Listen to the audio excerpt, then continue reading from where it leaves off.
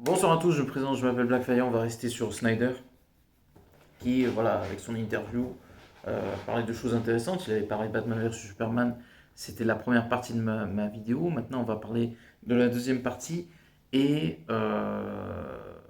il parle de deux choses. On verra si j'ai le temps de parler des deux. Il parlait de son plan, et son plan est assez contestable, je vais vous expliquer pourquoi. Donc, il fait Man of Steel, d'accord? Jusqu'ici, il n'y a pas beaucoup de débats à avoir, on est tous d'accord là-dessus. Ensuite, on a Batman versus Superman, qui, pour ma part, à ce moment-là, n'est pas légitime. C'est-à-dire que je vais vous expliquer le plan initial, soi-disant, de Snyder, excusez-moi, le lapsus, et après, on va parler de ce que j'en pense. Lui, ce qu'il dit dans son interview, c'est qu'il voulait faire Man of Steel.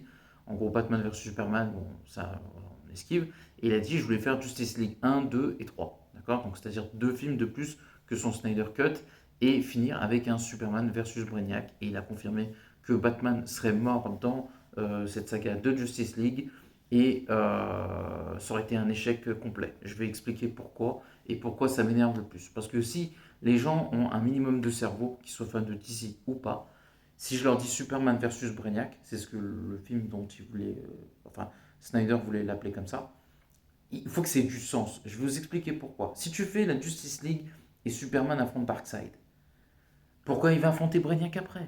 Ça n'a aucune logique. Alors que, inverse, logiquement, Superman affronte Brainiac et après Darkseid. Je vais expliquer pourquoi ça a du sens de faire comme je dis que comme la version, enfin comme Snyder voulait faire. Je vais tout expliquer. Déjà, je ne vais pas entrer trop dans les détails des films Justice League, mais c'était pas intéressant. Encore une fois, je le dis, je le maintiens.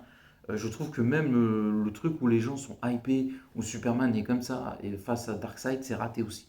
Voilà. Ça aurait été pertinent, par contre, dans le film, que Superman affronte Darkseid. Même si ça dure pas longtemps. Même si ça dure 5 minutes. Ça aurait été suffisant pour teaser quelque chose. Voilà. Et en disant hein, avec Darkseid qui est là en mode I will be back, tu vois, je reviendrai. Et là tu as un truc de fou. Alors que là, le problème, c'est que tu as un Superman qui est. Tu le vois 10 minutes dans le film, il parle pas. Superman, il a un problème. C'est Charlie Chaplin dans l'univers de Snyder, il ne parle pratiquement jamais. Superman. Je sais pas pourquoi c'est comme ça. Dans les comics, il parle. Je comprends pas pourquoi il parle pas dans l'univers de Snyder. Bref, c'est pas grave. Et en plus, au vu de plus ça avançait dans l'univers de Snyder, moins on voyait Superman. Ça n'avait aucun sens. Et à la fin, ce qu'il voulait faire, c'est que Batman. Que Superman soit contrôlé par Darkseid, l'idée est bonne, c'est fidèle aux comics, j'ai pas de problème avec ça. Après, c'est toujours pareil, une idée elle est bonne quand elle est bien exécutée. Ça a de l'importance aussi. Ce que Snyder a oublié depuis l'après Man of Steel, c'est un peu dommage. Euh, Comment ça s'appelle? Oui, Batman devait être. Il serait mort en héros, il aurait mis enceinte Lois Lane, et voilà, en gros, Superman, ça aurait été un pigeon, quoi.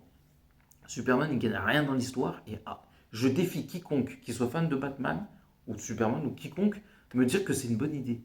Tu vois, Batman, c'est l'idée de ce sacrifice comme ça en faisant passer Superman pour une mauviette en fait. Parce que Superman, ce que Snyder nous explique, c'est que Superman, il a des pouvoirs, mais il est éclaté par terre en haut, il sert à rien.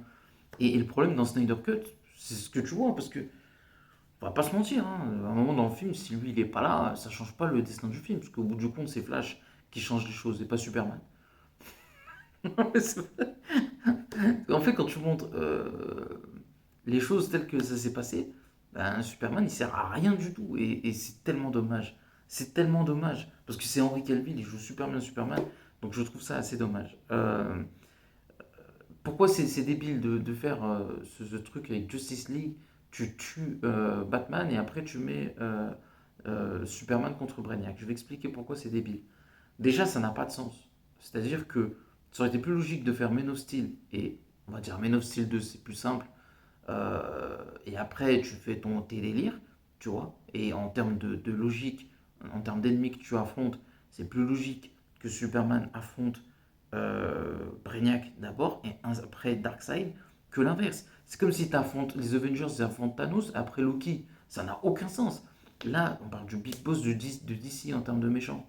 Donc Brainiac est un adversaire redoutable pour Superman. Là n'est pas la question. Mais entre les deux, je préfère affronter un adversaire qui est intelligent comme Brainiac qu'un mec extrêmement puissant comme Darkseid. Quitte à choisir, je choisis aucun des deux. Mais je préfère affronter quelqu'un qui est intelligent que quelqu'un qui est beaucoup plus fort que moi. On va se comprendre. Parce que Darkseid est très intelligent et en plus il est très très fort. C'est un tyran, il est pratiquement invincible. Alors que Brainiac, tu peux trouver une faille. Ça reste un truc informatique et toute chose informatique a une faiblesse. Darkseid n'a pratiquement aucune faiblesse et c'est le Thanos de DC. Donc voilà pourquoi. En fait, Snyder, il a tout fait à l'envers. C'est comme si c'est le bordel en fait. Ça part dans tous les sens et c'est pas maîtrisé. On sait pas où il va, on sait pas ce qu'il fait. Et c'est pour ça que son univers en fait s'est écroulé parce que à aucun moment, même dans Batman vs Superman, on a l'impression que on sait où il va et on sait ce qu'il fait. Et même aujourd'hui, quand tu vois ce qu'il voulait faire, ça change à chaque fois en fait. Et donc du coup, il y a pas il y a pas de sens, il y a pas de logique. Par exemple, quand tu vois ce que les architectes dans la saga X-Men de Singer, excusez-moi, et de Sam Raimi, bah, Singer, il sait où il va. Il fait X-Men 1, voilà, il présente les X-Men, leur origine, où ça va. X-Men 2, chef-d'œuvre, voilà, il présente William Stryker, suite logique avec un Magneto de retour, et Pyro ainsi que Stryker qui veut génocider les X-Men. Excellente idée scénaristique et film. Et bon, X-Men 3, il s'est barré. Mais quand il est revenu, il a fait X-Men First Class. C'est lui qui réalise. Non, il le réalise pas, il le produit. Autant pour moi. Peut-être c'est lui qui écrit le film avec Matthew Vaughn et qui produit le film. Et c'est lui qui réalise X-Men Day of Future Past et Apocalypse. Mais on sait où ça va. Même s'ils font des erreurs, on sait où ça va. Et globalement, ils se sont bien sortis dans la saga X-Men. C'est pour ça que ça a duré 20 ans. Parce que moi, on me dit c'est assez inégal X-Men. Ouais, mais ça a duré 20 ans aussi. C'est une chose à prendre en compte. Pour revenir à Spider-Man, par exemple, de Sam Raimi, c'est un architecte. Pourquoi? Parce que c'est pareil, l'histoire elle évolue, on sait où on va, et les méchants, on sait qui c'est. On commence avec le bouffon vert, c'était assez logique. J'aurais pu commencer par un adversaire moins fort, mais le bouffon vert, au bout du compte, par rapport à la vision de Sam Raimi, c'était assez logique qu'il affronte un Bunger. Logique, comme Batman avec Joker et Superman avec Lex Luthor. Il fallait que ça soit le bouffon vert pour Spider-Man, son Nemesis. Après Spider-Man de Doctor Octopus, totalement logique. Spider-Man 3, le bouffon vert. Venom, l'homme sable et le bouffon vert. Le fait de les mettre dans les trois dans le même film a du sens, mais Venom est le Nemesis du film, donc c'est assez logique. Donc déjà, voilà, ça c'est le point qui ne fonctionne pas. Et j'ai pas envie de faire une autre vidéo, donc on va terminer sur une chose. Je vais essayer d'être efficace. Snyder a dit beaucoup de choses de bien sur l'univers de James Gunn. Il a beaucoup apprécié le film. Il a dit ouais, j'ai trouvé ça fun, intéressant. Et en plus, il sait d'une manière assez singulière poser un univers euh, de la pop culture tout en modernisant les choses. Et il est assez excité de voir Men of Tomorrow. Donc voilà, j'ai bouclé la boucle autour de Snyder. Donc n'oubliez pas de commenter, liker la vidéo et à la prochaine. Ciao.